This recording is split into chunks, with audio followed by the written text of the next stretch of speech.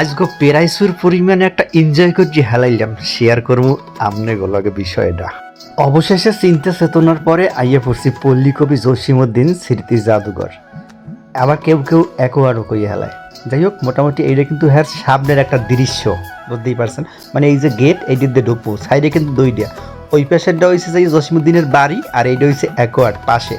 Ticket কাউন্টারের আবার একটা চারটা নাই দিয়েছে, কে কয়টা দেবে, 20 টাকা 30 টাকা। তো মোর হৌরের এলাকা, মোর আবার টাকা পয়সা লাগে না, স্যাত করিয়ে ঢুকে জিত পেরি। ভালো মতো ঢুকিয়ে গেলাম, ঢুকি সামনের যে রাস্তাটা, এই রাস্তাটার মধ্যে একটা ভিডিও নিয়ে হেলাইলাম আর কি। মোটামুটি পরিবেশটা কিন্তু এককালে দারুণ, মানে মোট কথা যে দারুণ মানে দারুণ, wow nice beautiful looking like of wow, এইরকমের একটা দৃশ্য।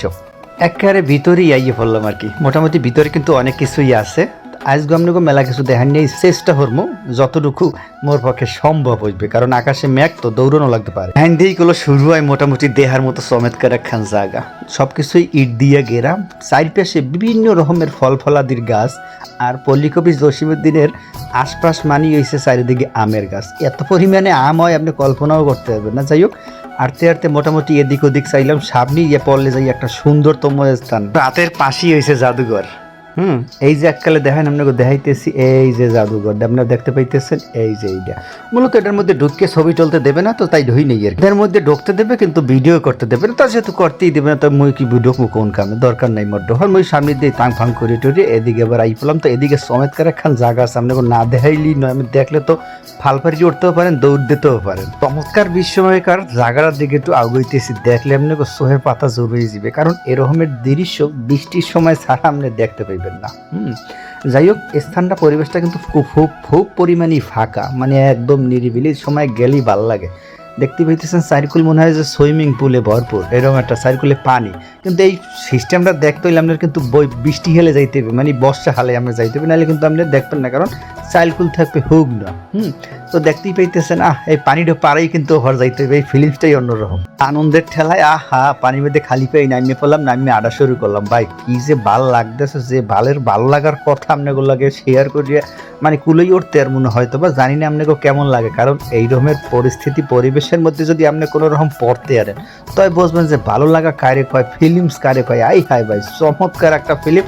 আকাশে মেঘ, আবার কোন সময় দৌড়ন লাগে হেসিনটাও মাথায় হরি, আবার ফিলিংসটাও নিতে আসি। এক কথায় কিন্তু ভাই ব্যতিক্রম, মানে কোনো রকম মিস করণ যাইবে না। যারা আন নাই এখন পর্যন্ত, তারা পল্লী কবি জসিমউদ্দিনের বাড়ির একোয়ার্ডে আইবেন। জায়গা কিন্তু দুইটা, একটা হচ্ছে একোয়ার্ড আর একটা হচ্ছে পল্লী কবি জসিমউদ্দিনের বাড়ি। একটা গান আছে না যে কৃষ্ণচূড়া লাল হয়েছে ফুলে ফুলে, বন্ধু তুমি আসবে বলে, তো ব্যাপারটা হয়েছে এই রকমের। দেখেন কৃষ্ণচূড়া গাছটা সহ একটা ভিডিও নিলাম ভাই, এত সুন্দর একটা দৃশ্য আইয়ে পড়ছে, আটকা পড়ে গেছে যা বলার এবং কওয়ার বাইরে। ভাই এত সুন্দর লাগে এই দিনটায়, গাছটায় ফুল ফুটলে এছাড়া এমনি ভালো লাগে না, কিন্তু যখন ফুল ফুটে ভাই তখন দেখার মতো পরিবেশটা হয়।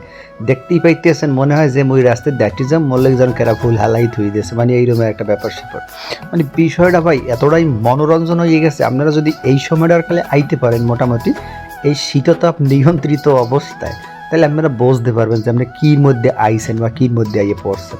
চারিদিকটা মোটামুটি দেহার একটা পরিবেশ। হাউজিং, আপনারা এই হাউজিংয়ে ঢুকবেন আগে, হাউজিংটা দেখে হেয়ের পরে ধরেন যারা ঢোকেন নাই, হ্যাঁ পল্লী কবি জসিমউদ্দিনের বাড়ির দিকে ঢুকবেন। যাই হোক, এই ভিডিও সামনে আইবে আপনাগুলো। প্রবাসার বা প্রেমে পড়ার কিছু মুহূর্ত থাকে, এই সমস্ত মুহূর্তে যে কেউ প্রেমে পড়ে। দেখতে পাইতেছেন কৃষ্ণচূড়া গাছটার যে কালার, রং, আকৃতি, ভাই এখানে যে কোনো মানুষ যাইয়ে মানুষের প্রেমে না পড়ুক, কিন্তু গাছটার প্রেমে পড়বে।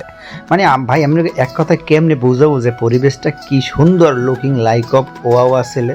আপনারা যদি আসলে এই মুহূর্তে না যাইতেন, তবে বিষয়টা মালুমও করতে পারবেন না, আন্দাজও করতে পারবেন না, বুঝতে পেরেছি।